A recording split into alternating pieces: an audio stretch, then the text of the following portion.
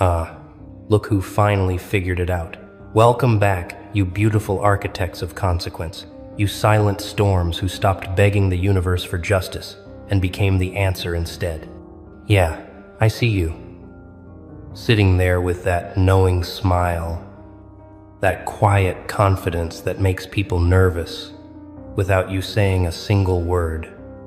You feel it, don't you? That shift in the air, that electricity that follows you now. That's not coincidence. That's not luck. That's karma. And she's been working overtime ever since you stopped trying to be everyone's favorite person and started being the one person they couldn't forget. Let me tell you what's really happening right now.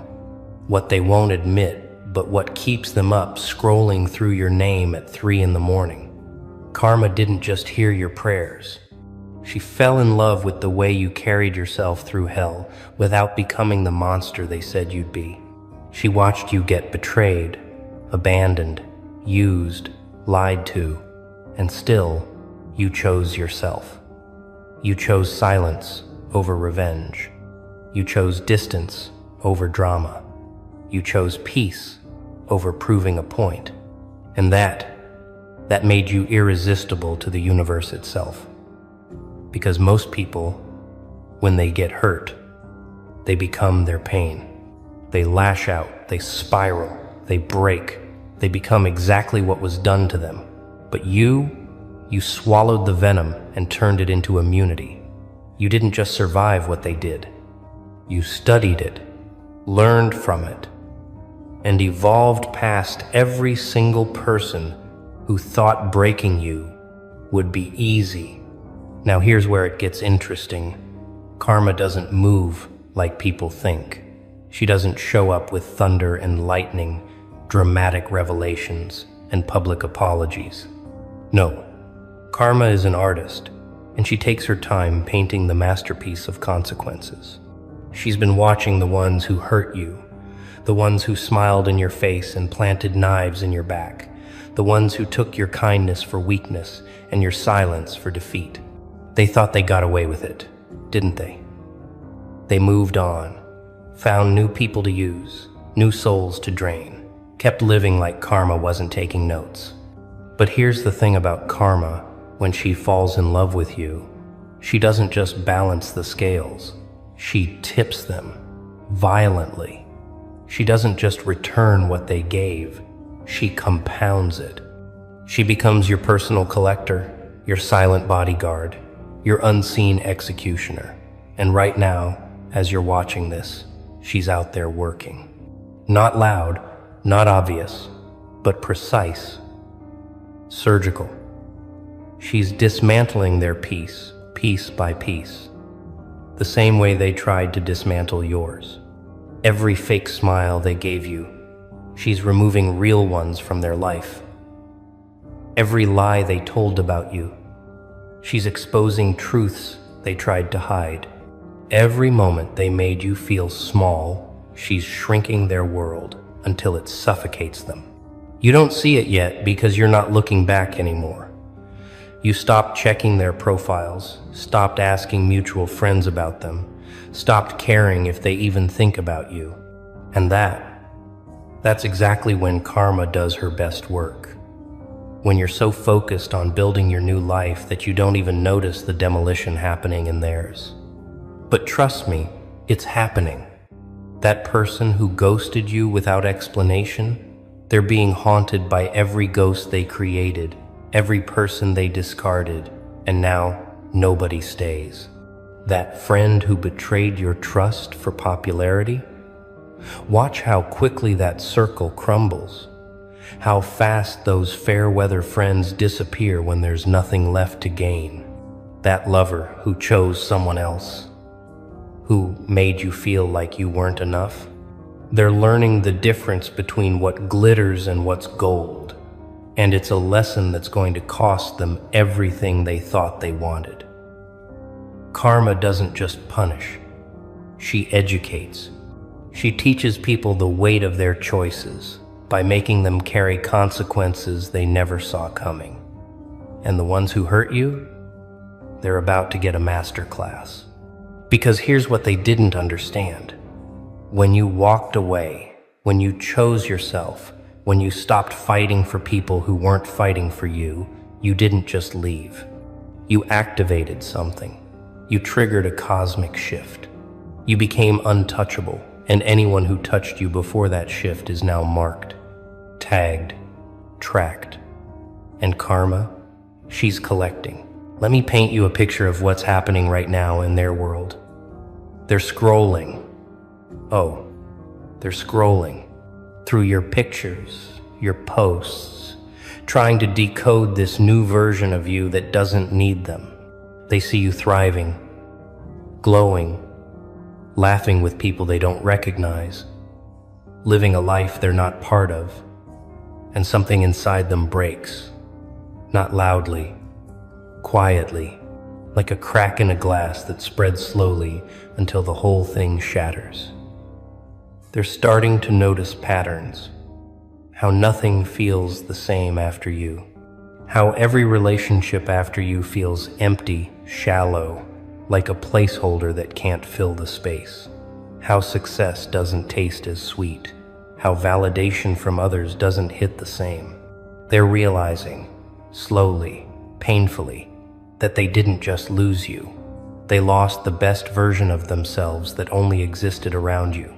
Because you brought something out in them, something real, something they'll spend years trying to find again in all the wrong places. And karma? She's making sure they never find it. She's making sure every door they knock on stays closed. Every hand they reach for pulls away. Every heart they try to enter is already occupied. Not with someone better, with the lesson. The lesson that some people, some souls, some energies, you only get one chance with. And they burned theirs. Completely, permanently, irreversibly. But here's the part that makes this truly beautiful. You're not even thinking about them anymore. You're not waiting for apologies that will never come. You're not hoping they realize what they lost. You've moved so far beyond that frequency that revenge doesn't even register anymore. You're not angry. You're not bitter. You're not plotting. You're just living. Loudly, freely, authentically. And that's the most devastating revenge karma could ever deliver on your behalf. Because they're stuck watching you bloom without them. They're forced to witness your happiness from a distance, knowing they could have been part of it but chose to be a lesson instead. And lessons, they don't get happy endings. They get learned from and left behind. You became the one that got away. Not because you played games, not because you were perfect, but because you were real in a world full of filters, loyal in a generation of ghosts, and genuine in an era of facades. And now everyone who comes after you is being compared to you, measured against you, and failing miserably, because you set a standard they didn't even know existed until it was gone. Karma made sure of that. She didn't just protect you, she elevated you. She turned your absence into a presence that haunts every room you're not in. Your name became a weight they carry. Your memory became a standard they can't reach.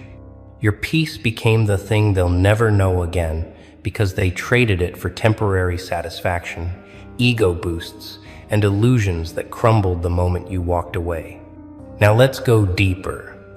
Let's talk about what karma is doing that you can't see. The silent warfare being waged in dimensions you don't even pay attention to anymore.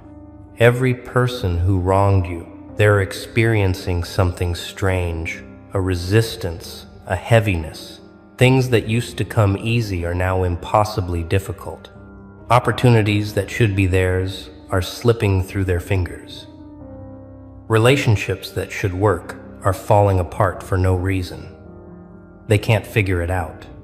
They keep asking themselves what changed, What's different? Why life suddenly feels harder? But you know what changed. You stopped being their anchor. You stopped being their balance. You stopped being the good energy they fed off while giving you nothing but poison in return. And now they're out here in the world, unprotected, unbalanced, experiencing the full weight of their karma without you there to soften the blow. Because here's the secret they never told you. Some people need you more than you ever needed them. They just convinced you otherwise.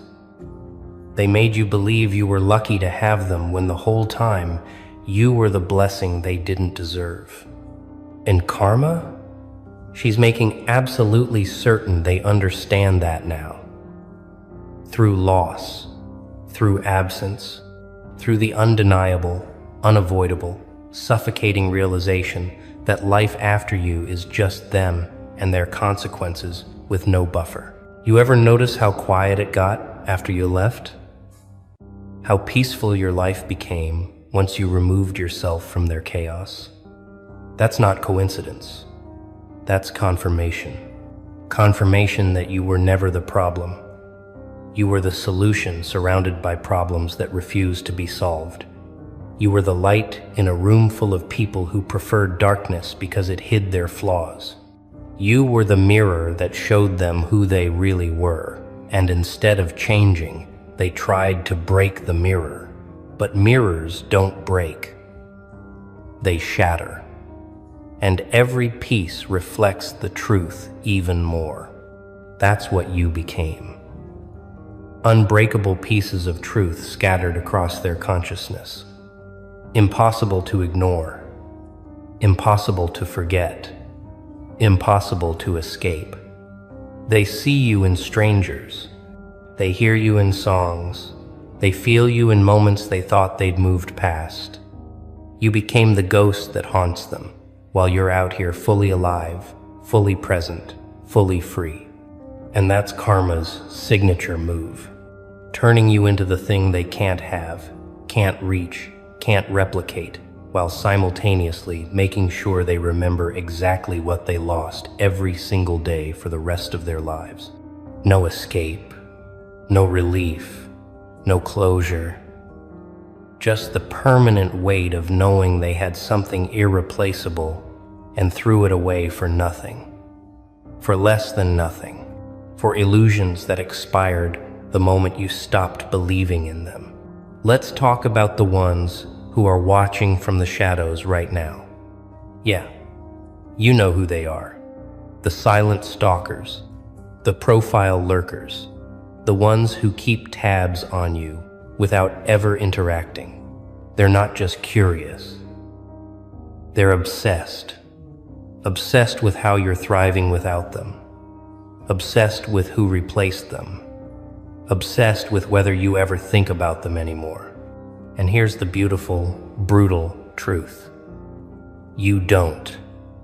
You genuinely, completely, wholly don't. And that is destroying them in ways they'll never admit out loud. Because they built their whole narrative around being unforgettable, around being the one who got away, around being the loss you'd never recover from. But you recovered, fully, and not just recovered. You upgraded. You found better. You became better. You attracted better. And now they're stuck watching the better version of you that exists because they're not in the picture anymore. Karma didn't need to punish them directly. She just needed to make sure they had a front row seat to your success, your happiness, your peace. That's punishment enough. Watching someone you underestimated become everything you said they'd never be. Watching someone you discarded become someone everyone wants. Watching someone you hurt become someone who doesn't hurt anymore. That's karma. Not loud, not violent, just undeniable, unavoidable, permanent. And here's where it gets even more twisted. The universe is now sending them people exactly like them, liars meeting liars, users meeting users, betrayers meeting betrayers. They're experiencing everything they put you through, but from the receiving end. And it's poetic. They're being ghosted by people they thought cared. They're being replaced by people they thought were loyal. They're being lied to by people they trusted. They're tasting their own medicine, and it's bitter, toxic, unbearable. And the worst part for them, they can't even complain. Because deep down, in the quiet moments they can't escape, they know they earned this. They know karma is just showing them what they showed you. And unlike you, they don't have the strength to transform it. They don't have the character to rise above it. They don't have the spirit to turn poison into power. So they're drowning in it, slowly.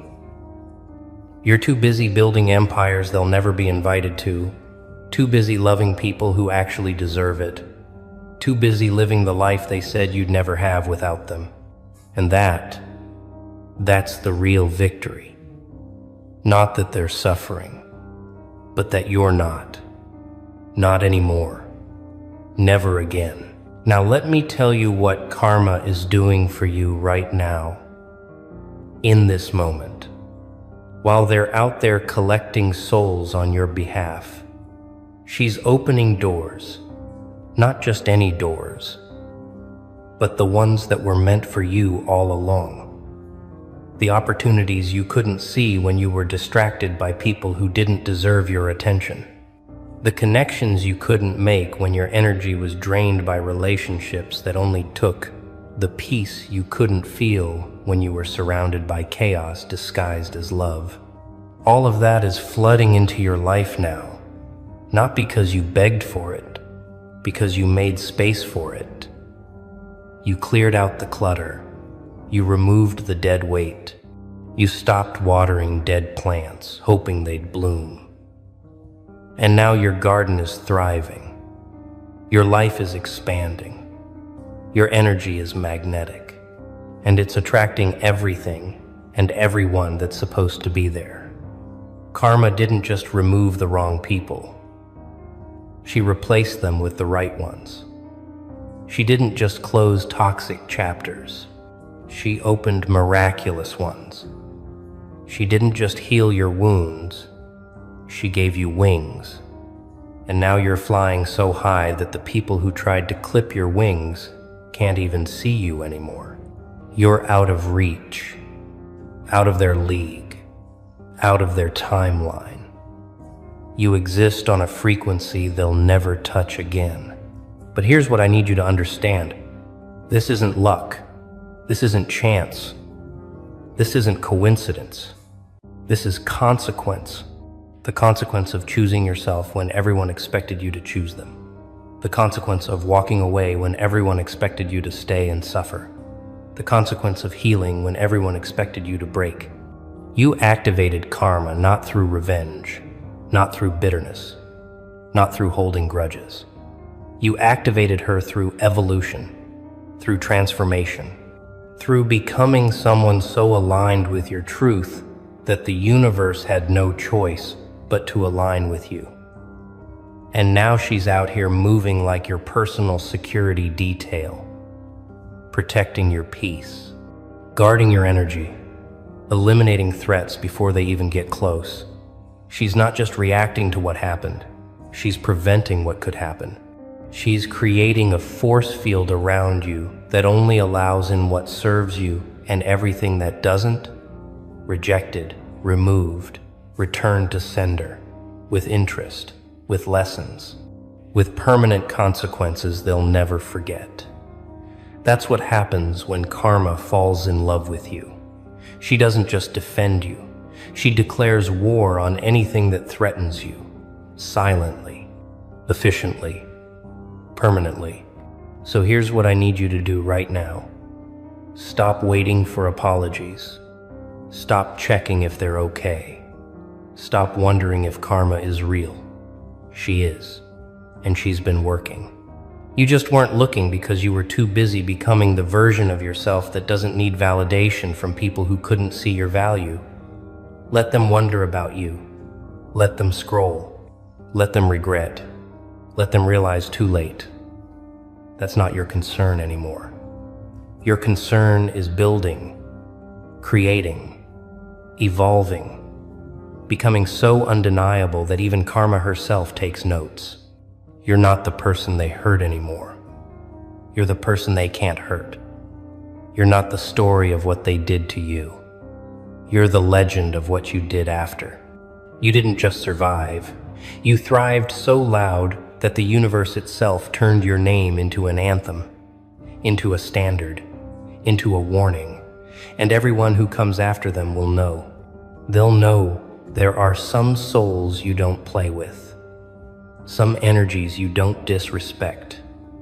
Some people karma protects so fiercely that hurting them is like signing your own karma contract. And right now, everyone who ever hurt you is paying, not because you cursed them, because you blessed yourself.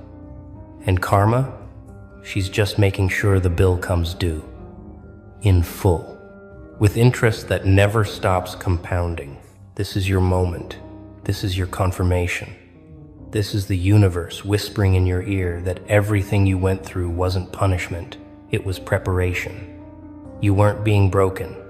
You were being built into something they can't comprehend, into someone they can't reach, into a force they can't stop. So, walk forward, head high, heart light, knowing that karma isn't just on your side.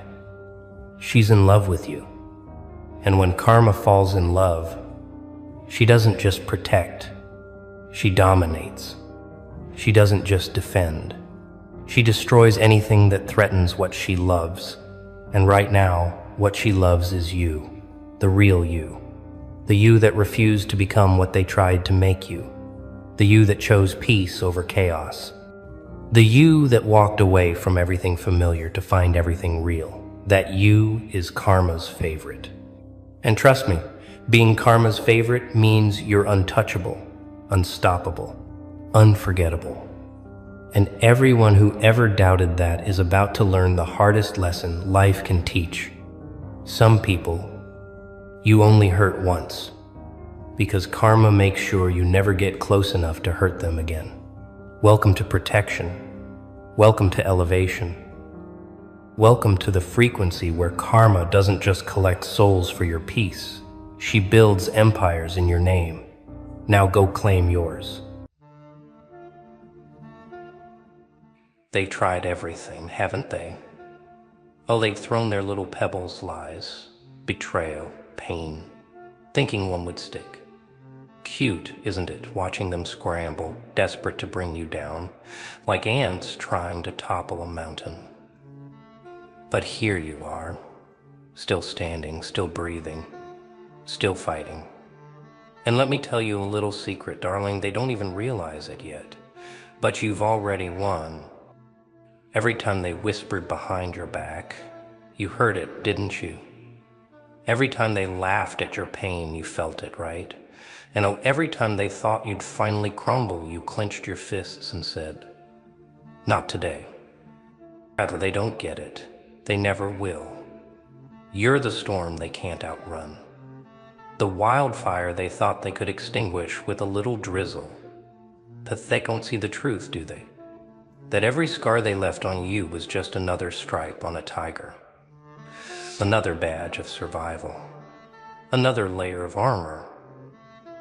They've condemned you, damaged you. But here's the funny thing about people like us. You can tear us apart, but you'll never win, never. Because beating someone who's already been through hell, that's not just hard, it's impossible. They'll keep trying, though. Oh, they'll try. And every time they'll fail, miserably, pathetically, gloriously, and you'll keep standing, smiling, watching as they destroy themselves, trying to destroy you. It's almost tragic, really. Almost, but not quite. You've already won, my dear. The game, it's over.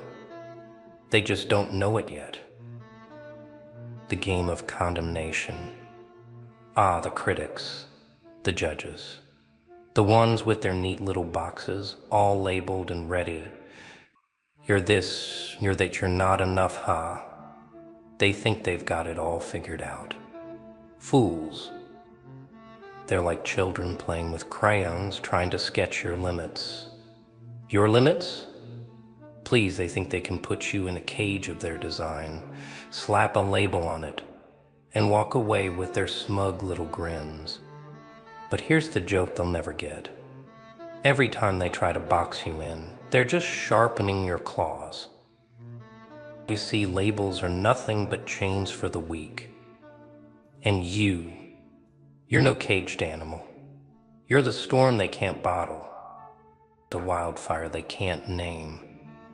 And every insult, every doubt, every little jab they throw your way, it's just fuel. More firewood for the blaze that'll leave their perfect little boxes in ashes. They judge because they don't understand. And what they don't understand, they fear. Oh, they fear you, but they'll never admit it. No, they'll hide it behind criticism and condemnation, thinking it'll weaken you. But it doesn't, does it? No, it feeds you, makes you hungrier, stronger. So let them judge. Let them box you in, let them try. Because every cage they build, you'll shatter. Every label they stick on you, you'll peel off and throw in their faces. And the look in their eyes when they realize they can't control you, that's the punchline, my friend. That's the joke. They see the cracks and think you're broken. Poor little thing, they whisper. Oh, but they don't see it, do they? The truth hiding in plain sight. Cracks aren't weaknesses. Cracks are where the light escapes. Or, in your case, the fire. And they've damaged you. Oh, they've tried. Hurt you, scarred you, bent you until they thought you'd snap. But here's the secret they'll never understand: the broken pieces are the sharpest. And you're a weapon now. Damaged? Maybe. But dangerous? Oh, absolutely. You've felt the pain, haven't you? That cold, gnawing, aching chest, a doubt creeping in, whispering lies. You're not enough, you'll never make it. But here's where the story takes a twist. You didn't listen. No, you didn't break. You burned. And now every scar, every crack, every fracture, it's a reminder. A trophy. Proof that you've survived would have destroyed anyone else. And they think you're fragile. Fragile things don't survive hell. Fragile things don't rise from the ashes stronger, sharper, more dangerous than ever. You're not fragile. You're not broken. You're a force they'll never understand. And that terrifies them. So let them see the cracks. Let them think you're broken. Because when the time comes to strike, they'll never see it coming. Damaged, but dangerous. That's the punchline they'll choke on.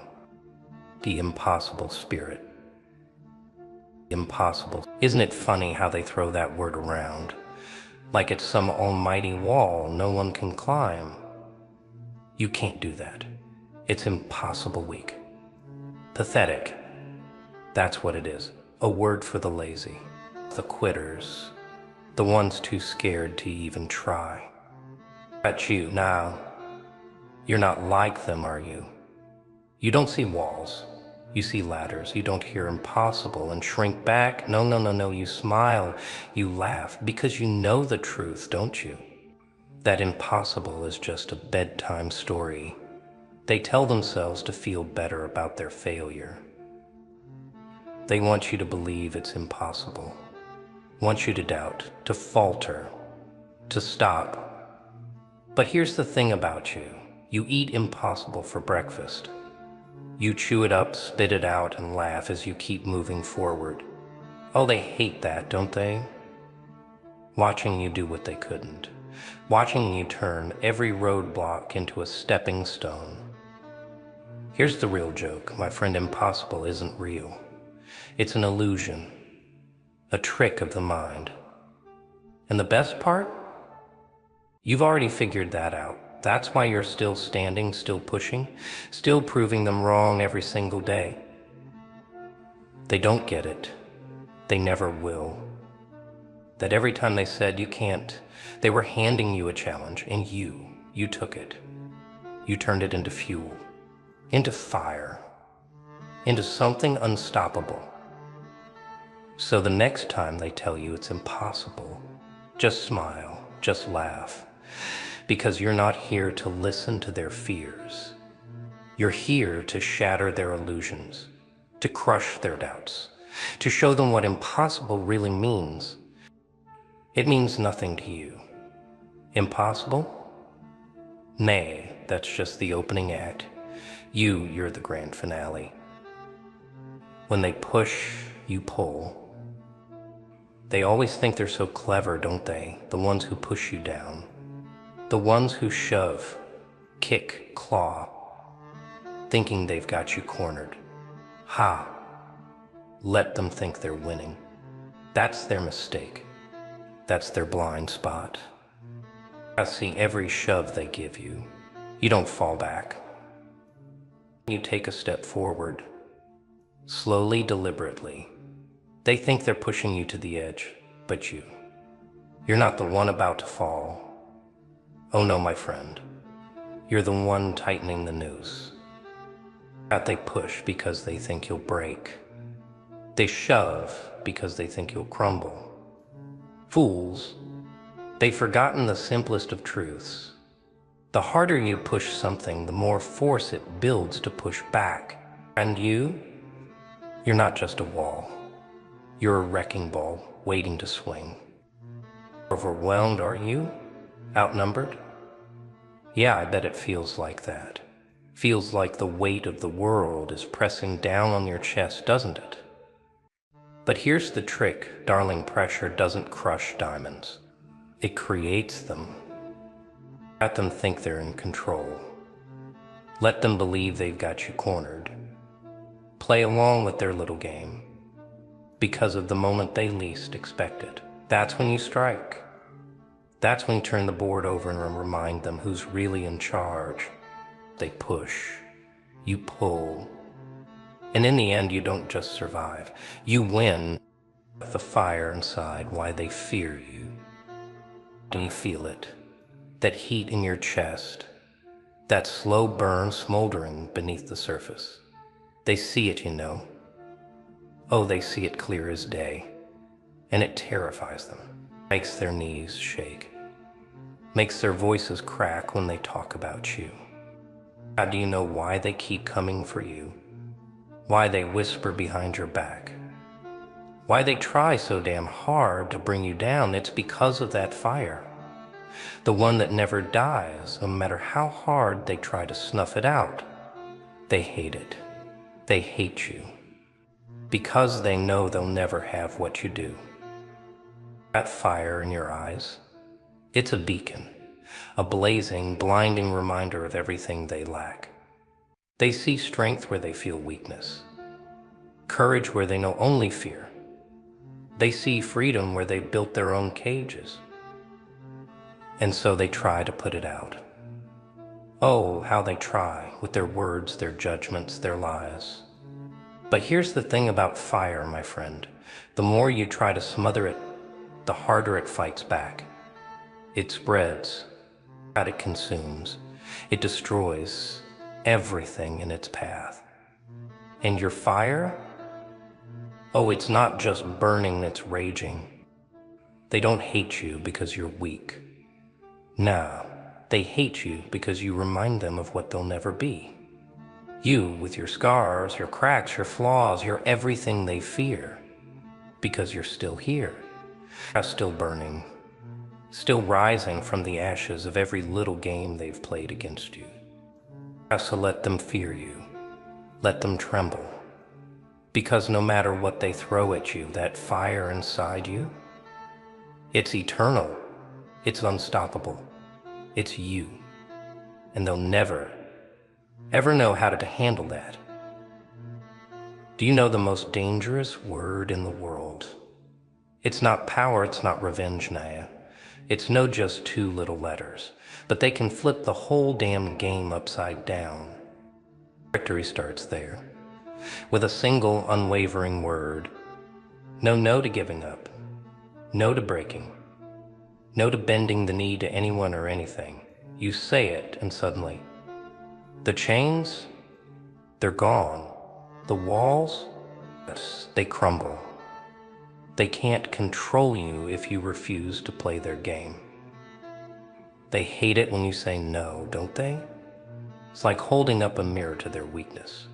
Because they've built their little empires on people nodding along, on people folding under the pressure. But you don't fold, you don't kneel. And that scares the hell out of them. It's that simple, really. No, it's not just a word. It's a declaration, a shield, a weapon. And when you wield it, oh, you become unstoppable. You draw the line, and suddenly it's their move, not yours. So next time they try to push you, shove you, demand you break, just smile. Look them dead in the eye and say it. Say no. Watch their faces crumble. Watch their world fall apart. Because the moment you refuse to be their victim, you become their nightmare. Pain, what a funny little thing. It makes them run, makes them cry, makes them break. But you, oh, you've learned the secret, haven't you? That pain, it isn't the enemy, it's the teacher. Every scar you carry, that's a lesson. Every bruise, a badge, proof that you've faced the fire and walked out the other side. They see wounds and think you're weak. But you know better. You know that pain. It's your greatest ally. See, pain doesn't lie. It doesn't sugarcoat. It shows you exactly who you are and what you're made of. It whispers secrets that only the strong can hear. The question isn't, why does it hurt? The question is, what will I do with it? As people, they let pain own them. Let it chain them down, keep them crying in the dark. But you, no, you're different. You take that pain, that agony, turn it into power, into fire, into fuel for something bigger, stronger, unstoppable. Because pain doesn't have to be your master. It can be your forge, your proving ground. And every time it strikes, every time it burns, you get sharper. You get stronger. You become something they can't even begin to understand. Picture it, you standing there unshaken. While they're on their knees, scrambling, clawing, choking on the ashes of their grand little schemes. Everything they tried, every dirty trick, every knife in your back, it's all crumbled. And there you are, still standing. That's the thing about people like them, they never see it coming. They think their lies, their betrayals, their petty little games will bring you down. But here's the twist: every move they make, every push, every shove, it's only building you up, turning you into something they can't control, can't predict, can't destroy. You see, this isn't just a battle. Oh no, it's the battle. You against every doubt they've planted in your head, every wall they've built to trap you, every scar they've left behind. And here's the best part: you don't just win, you obliterate. You leave no doubt, no question. You show them once and for all that you're not just surviving, you're thriving. I thought you'd fall, thought you'd crawl, thought you'd break. But now they look up at you, and all they can do is wonder, how the hell did they ever think they could stop you? That's your destiny, not to beg, not to bow, but to rise, to conquer, to leave them choking on the dust of everything they thought they knew about you. If you're bold enough to claim it, so claim it. The laugh of the unbeatable. And they tried, didn't they? Oh, how they tried. They condemned you, damaged you, called you every name in the book, laughed at you. But here you are, still here. And that's the punchline, isn't it? They thought they could break you, thought they could beat you, but you're not just unstoppable, you're inevitable. A force they'll never understand, never control, ever defeat. Let them throw their stones. Let them whisper their lies. Let them try. Because every time they push, you'll pull. Every time they strike, you'll rise. And when it's all said and done, when the dust clears and the chaos fades, they'll regret ever challenging you. You're not just a survivor. You're a storm, a wildfire, a goddamn revolution in motion. And the best part, you're only getting started. They'll never defeat you. Why? Because they can't. Because you are unbeatable. Ah, welcome back. You beautiful, untraceable force of nature. The one they tried to erase but couldn't. The one they tried to break but only sharpened. Listen, I need you to sit down for this one. Because what I'm about to tell you is going to sound like fiction. Like some cosmic fairy tale designed to make you feel better about the wounds that still ache at 3 a.m. But I promise you, this is real. Someone saw what happened to you. Someone with reach. Someone with resources. Someone who operates in frequencies you don't even know exist yet. And right now, right this second, the people who hurt you are paying in ways they'll never be able to trace back. In ways that won't show up on any radar. In consequences that feel like coincidence, but taste like justice. You thought karma was some abstract force. Some slow-moving wheel that might catch them eventually. Maybe in another lifetime if you're lucky. No, this isn't that. This isn't some mystical balance, the universe nonsense, where bad people get a slap on the wrist 20 years from now. I'm talking about something far more precise, far more deliberate, far more immediate. Someone powerful, someone who exists in spaces you've never seen. Someone who watches patterns in human behavior like a chess master watches a board. They saw you. They saw what they did to you. The betrayal, the cruelty, the way they discarded you like you were nothing after you gave them everything. And this entity, this presence, this force, they made a decision. They decided to intervene, not because they owe you anything, not because they're some benevolent protector sent from the clouds, but because what happened to you violated a code, a law that operates beyond human courts and social justice. A rule written into the fabric of consequence itself. You became interesting to them, not as a victim. No, never as a victim, but as a case study, as proof that some people carry a frequency that demands protection, that attracts attention from places most people will never access. And when I say someone powerful, I don't mean a billionaire with a checkbook. I don't mean some celebrity with a platform. I mean something operating outside the visible spectrum of influence. Something that moves currencies you've never heard of. Power you couldn't begin to measure.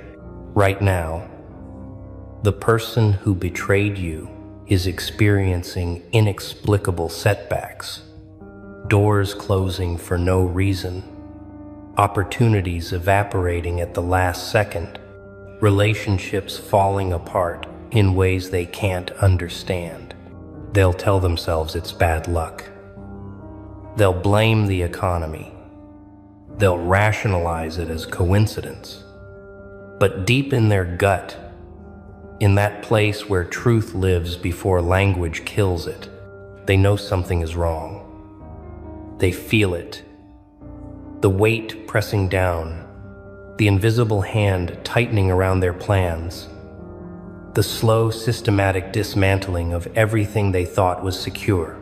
And the beautiful part, the part that should make you smile right now, is that they'll never know why. They'll never be able to point to a single cause, never trace it back to you, never understand that the universe hired a specialist to handle their case. This isn't revenge in the way you've imagined it. No public call-outs, no dramatic confrontations, no satisfying moment where you get to watch them grovel. This is something quieter, something surgical, something that works in shadows and compounds over time like interest on a debt they don't even know they owe. Someone saw what they did to you, and they activated protocols that don't require your permission, your awareness, or your participation. You don't have to lift a finger. You don't have to plot. You don't have to obsess over their downfall, because it's already in motion, orchestrated by forces that make human grudges look like children's tantrums. All you have to do is live, heal, build, become, and trust that somewhere in the invisible architecture of consequence, accounts are being settled on your behalf. Let me tell you what happens when someone powerful decides to make things right for you without asking, without announcing, without leaving fingerprints. First, the people who hurt you start noticing patterns. Small things at first, nothing catastrophic, just a series of unlucky breaks that seem statistically improbable.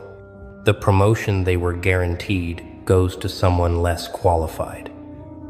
The relationship they thought was solid starts showing cracks for no apparent reason. The investments they made with such confidence start bleeding value.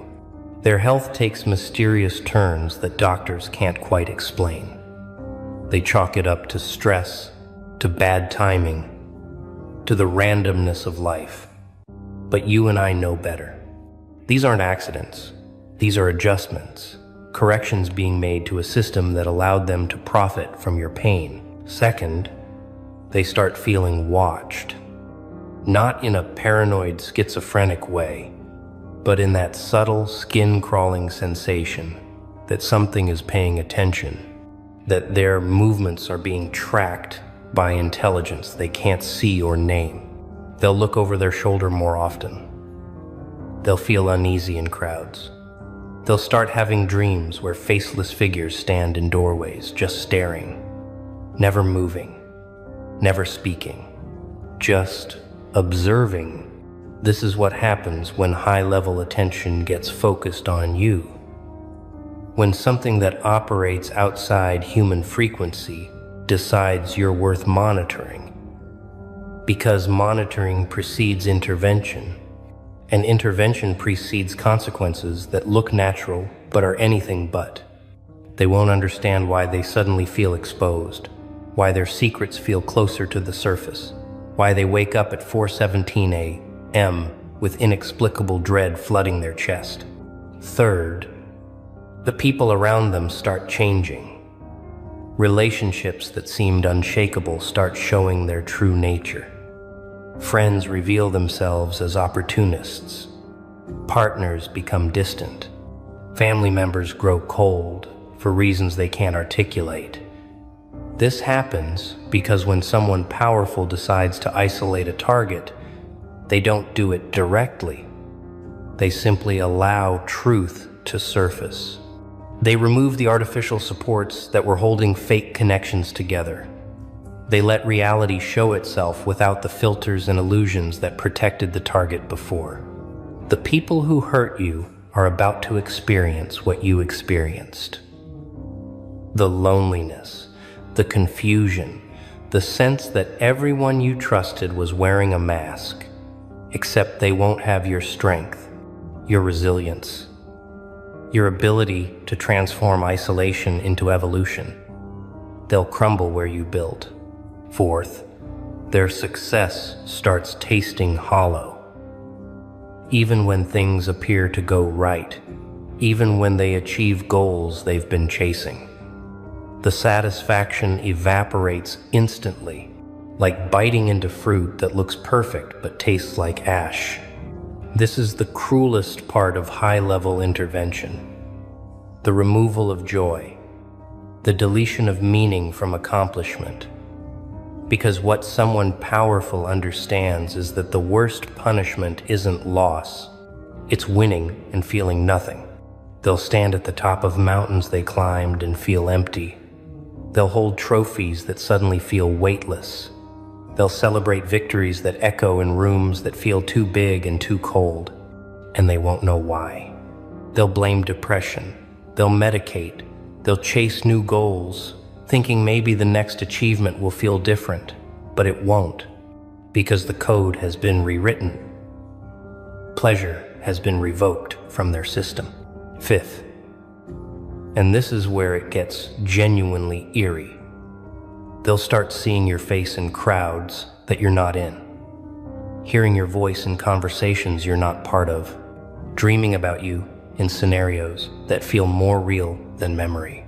This happens because when someone powerful decides to make your presence felt without your actual presence, they plant you in the target's subconscious like a virus.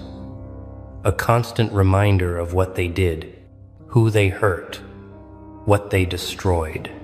You become their haunting without trying. You occupy space in their mind, rent-free and permanent. And every time they try to forget you, every time they tell themselves they've moved on, your image surfaces again, sharper, clearer, more accusing. This is psychological warfare conducted by experts in human consciousness, and you're the weapon they're wielding without your knowledge or effort. Now let's talk about who this someone powerful actually is. Because you're wondering, you're trying to make sense of this, trying to fit it into frameworks you understand. Is it some secret society, some shadowy organization, some mystical council operating from dimensions we can't perceive? Maybe all of the above, maybe none. Maybe it's something simpler and stranger than you're imagining. Think of it as an immune system, not for bodies, but for balance, for justice, for the maintenance of certain laws that govern consequence and reciprocity. When you were hurt, when you were betrayed, when you carried that weight with grace instead of violence, you triggered something. You sent out a signal, a frequency that said, here is someone maintaining integrity under pressure. Here is someone refusing to become what hurt them. And somewhere in the architecture of reality, something noticed, something that values those rare souls who transform pain instead of passing it on, who alchemize suffering into strength instead of spreading poison. This isn't about being special in some ego-stroking, chosen one fantasy way. It's about resonance, about matching a frequency that attracts certain kinds of attention, certain kinds of protection, certain kinds of backup that operates outside normal channels. You became a case worth investing in, not because you're perfect, not because you're without flaws, but because you demonstrated capacity, resilience, refusal to break in ways that break others. And when this force invests in someone, when it decides to balance scales on your behalf, it doesn't announce it. It doesn't send you a memo. It just acts, efficiently, invisibly, permanently. The people who hurt you have no idea they're in a game they didn't know existed, playing against an opponent they can't see or fight or negotiate with. They think life is just harder now. They think they're going through a rough patch. They think their luck changed. But luck has nothing to do with this. Luck is random. This is targeted, calibrated, personal, without being emotional, precise, without being visible.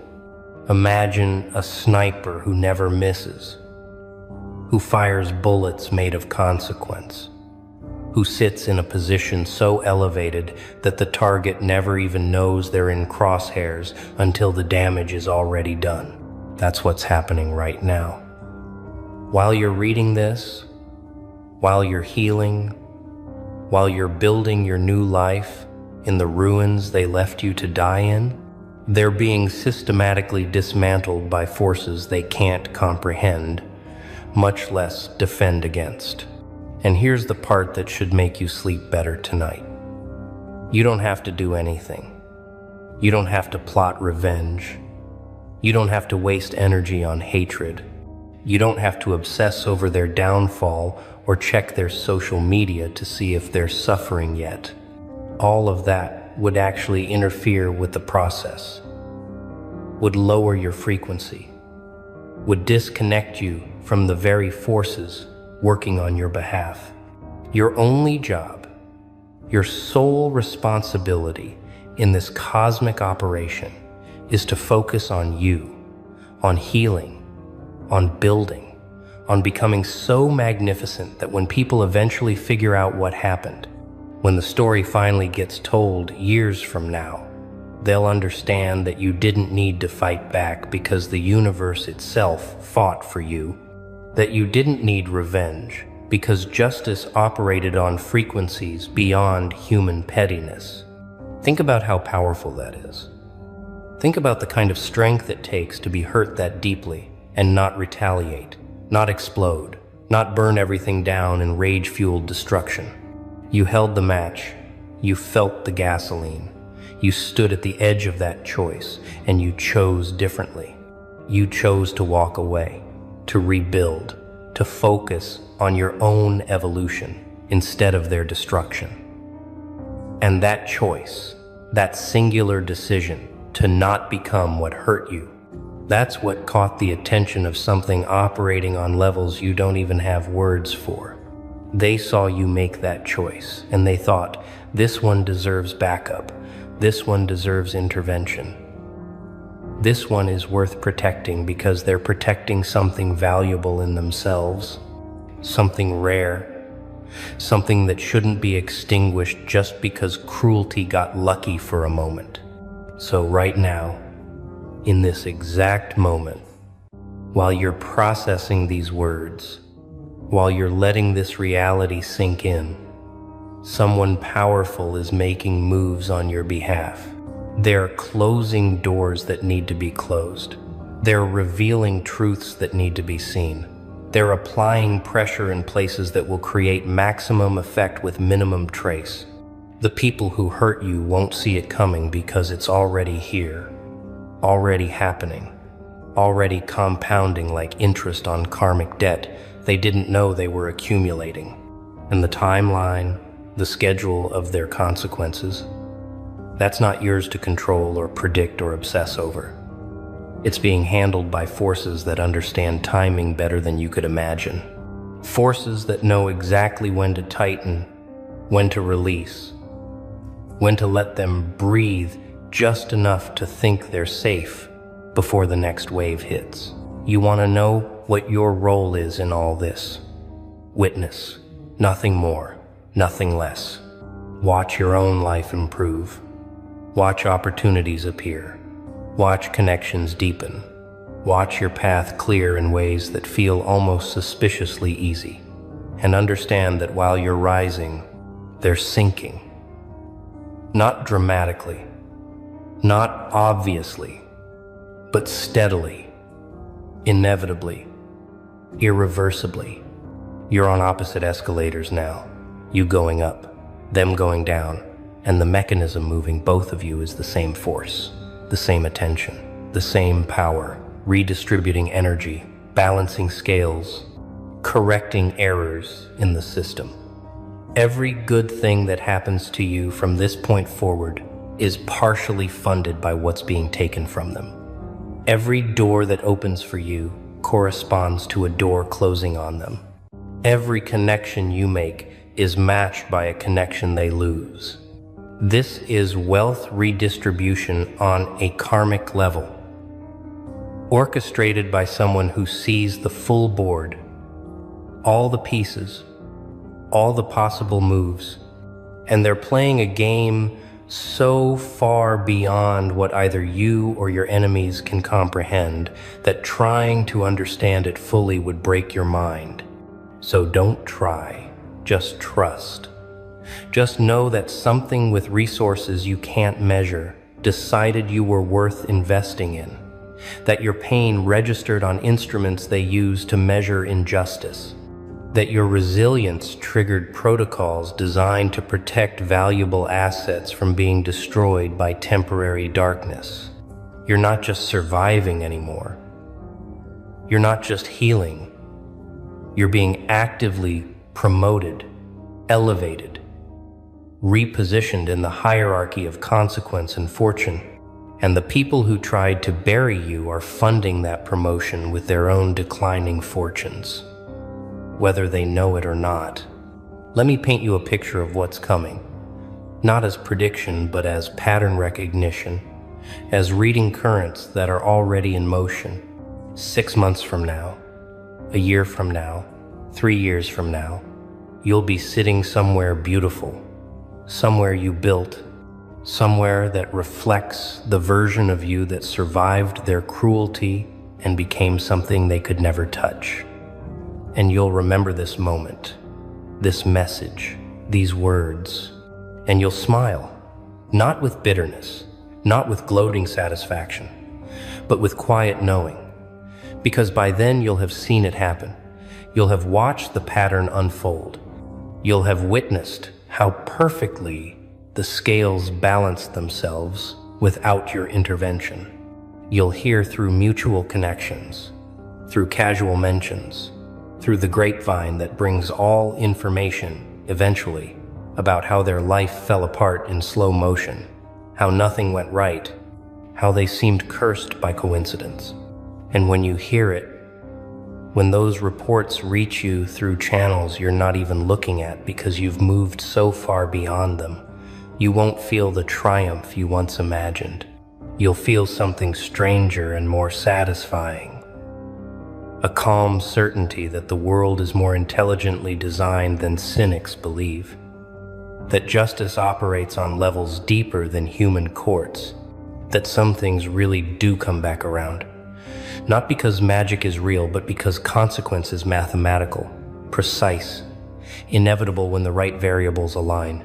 You won't need to say, "I told you so," to anyone. You won't need to post cryptic messages or make vague references, because your life will be the message. Your happiness will be the revenge. Your peace will be the proof that you were always operating on a frequency they couldn't reach, protected by forces they couldn't see. And here's the truth they'll never accept. Even as their world crumbles, even as everything they built on your brokenness collapses, they'll rationalize it. They'll blame external factors.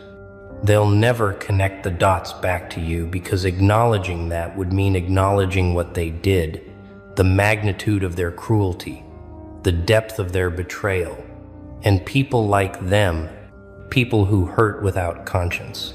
They can't afford that kind of self-awareness. It would shatter the carefully constructed narrative they tell themselves about being good people who just made tough choices. So they'll die confused. Not physically necessarily, but spiritually, emotionally, psychologically.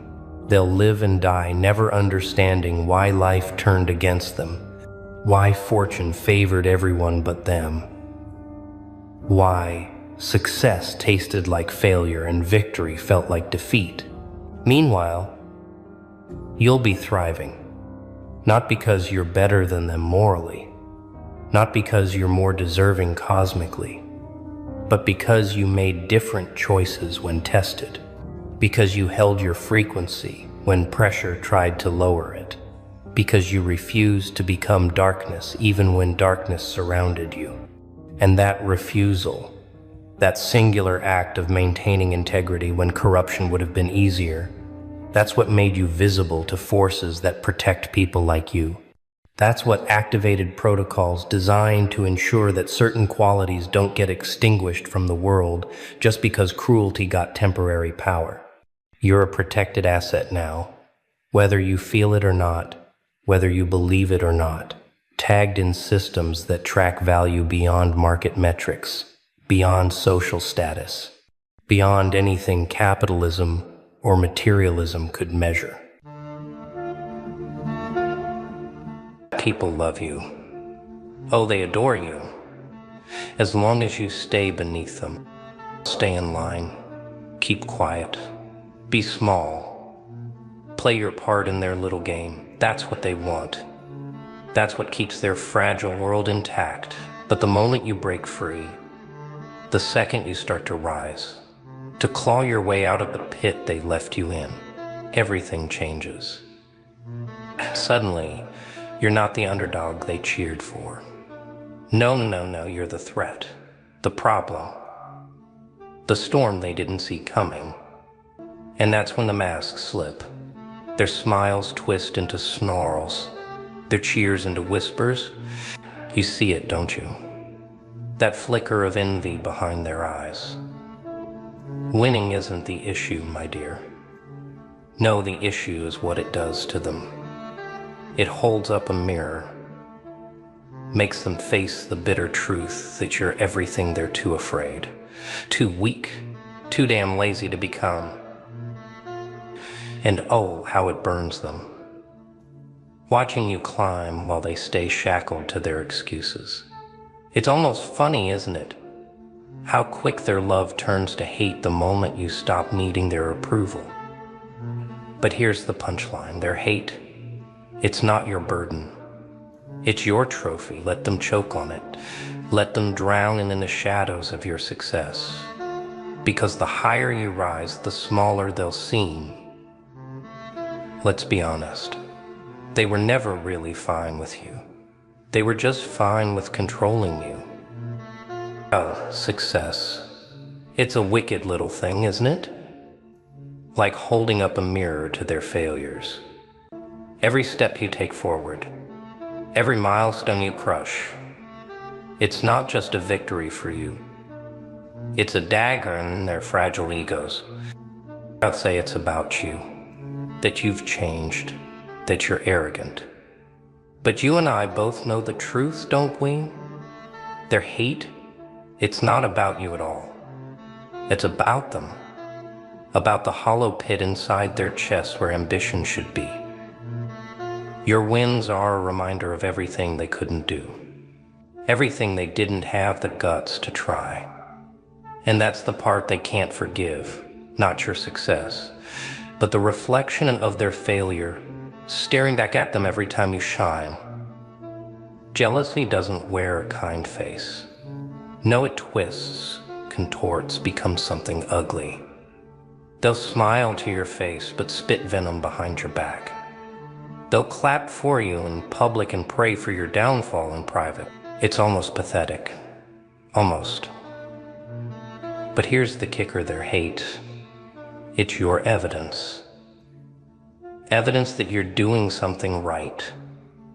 After all, nobody envies the ordinary. Oh, don't be naive.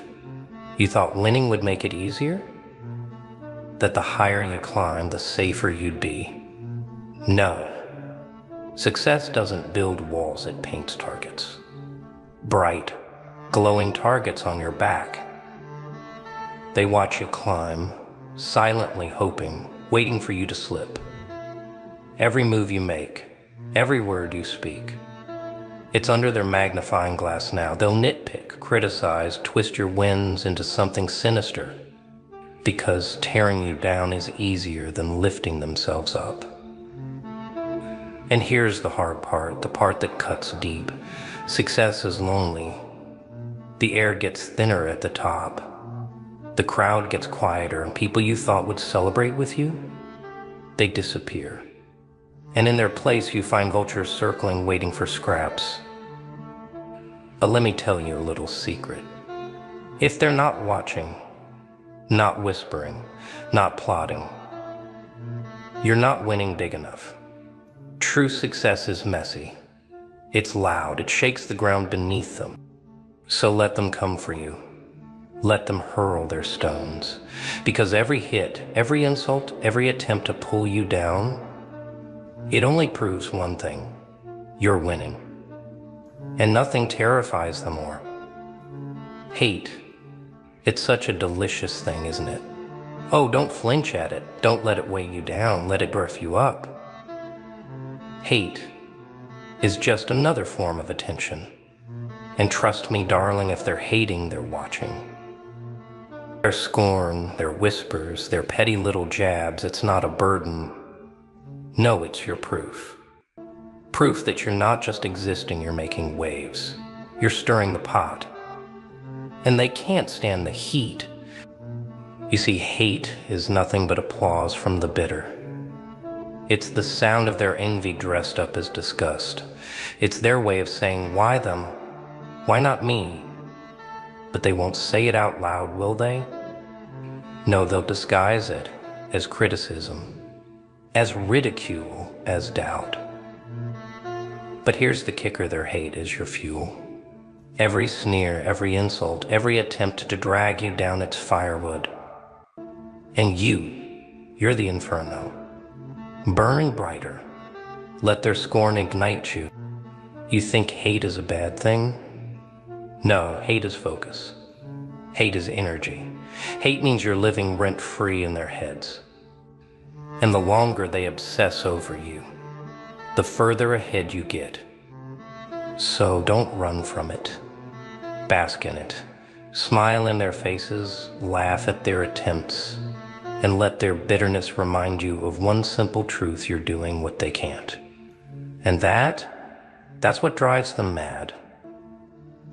Oh, you want their approval, do you? Their little nods of agreement, their polite claps, their half-hearted smiles. Let me tell you something.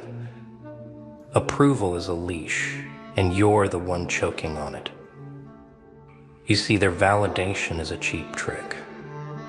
A shiny carrot dangling in front of you, keeping you in line. They clap when you play nice. When you stay in the lines they drew for you. But the moment you color outside them, oh, suddenly, you're the villain. So why do you want it? Why do you crave their applause when you're capable of stealing the entire show? Their approval is nothing but a cage, gilded with empty praise. But freedom, true freedom, that comes when you stop giving a damn about their opinions. When you no longer seek their nods, their smiles, their pathetic little pat on the back, that's when you become dangerous. That's when you stop playing their game and start creating your own. And you don't need their applause. Applause is just noise. You need impact. You need them to feel the weight of your presence, whether they like it or not. So stop begging for their approval. Stop shrinking yourself to fit their narrow little boxes. Reject their expectations. Defy their norms. Be too bold, too much. And watch how quickly their approval turns into fear. Validation is for those who wait in line. You're here to shatter the stage, to leave them breathless, to make them regret ever thinking you'd play by their rules. Mediocrity, the comfort blanket of the masses. They wrap themselves in it, telling themselves it's enough. Enough to get by. Enough to stay unnoticed. Enough to avoid the sting of failure. But you weren't made for enough, were you? The world adores the average. They cheer for it. They celebrate it. Why? Because it's predictable. It's safe. It doesn't challenge their fragile little realities. Mediocrity is a warm, stagnant pond where everyone's too afraid to make waves. But here's the truth, and it's going to sting. Greatness terrifies them. It's a mirror that reflects everything they could have been but chose not to be. It's a reminder of the risks they didn't take, the dreams they buried under excuses, That's why the world will always love the average and hate the extraordinary. They'll tell you to stay in your lane, to not aim too high, to be realistic. But what they really mean is this: don't make me feel small by being too big. Listen to me. Mediocrity is safe, yes, but it's also a prison. The walls are painted with the words good enough, but the locks are made of fear. Fear of failure, fear of judgment, fear of standing alone. Greatness, oh, it's dangerous, it's unpredictable, it's messy, but it's also where life truly begins. It's where you break the chains of conformity and carve your name into the world, not with apologies, but with fire. So no, you don't belong in their pond. You're the storm that turns their stagnant water into chaos. You're not here to blend in. You're here to rise above, to tower so high they can't help but look up and tremble. Mediocrity is the easy choice. Greatness is the hard one. And that's why it's yours to make. They love the idea of winning, don't they? The applause, the spotlight, the shiny little trophies.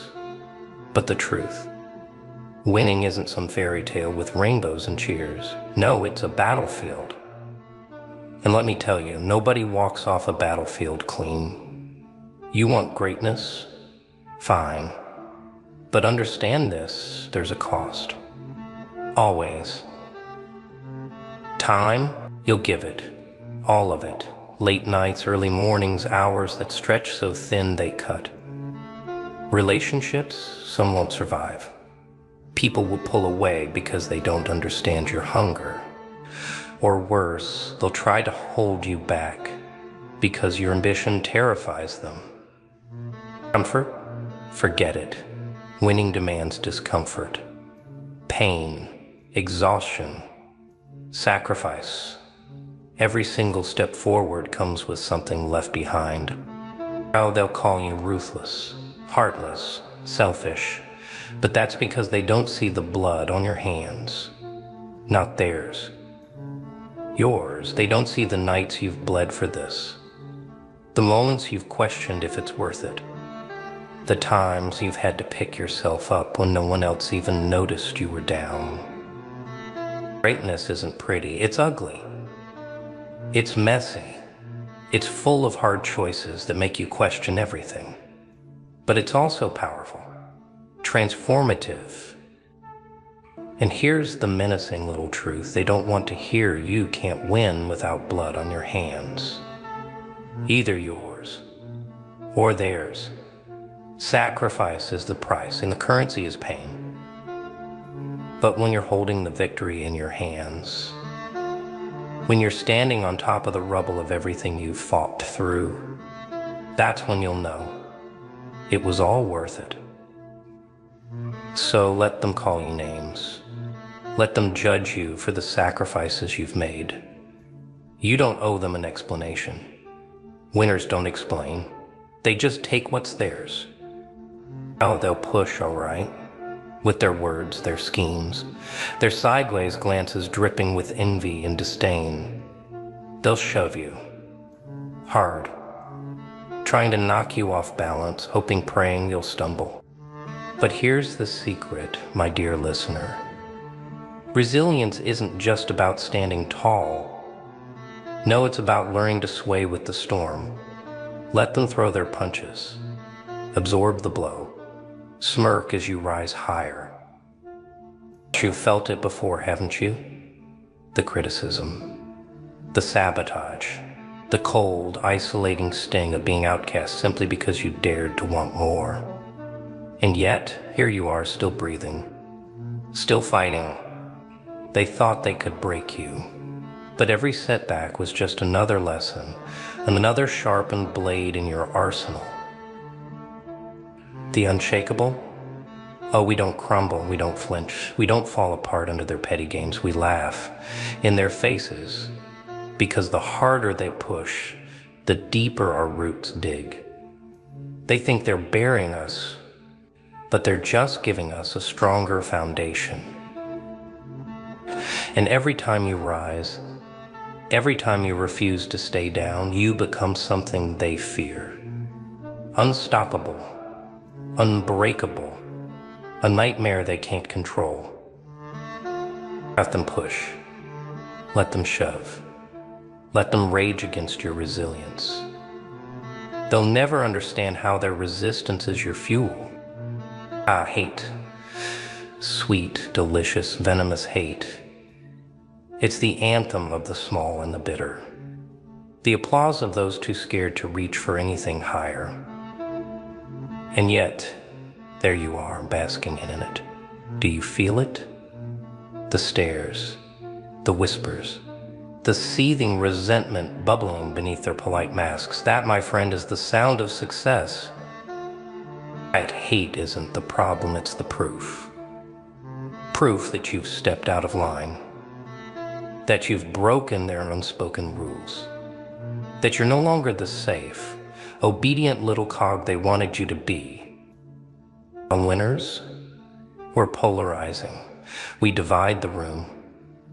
We inspire admiration from those who dare to dream and envy from those too weak to try.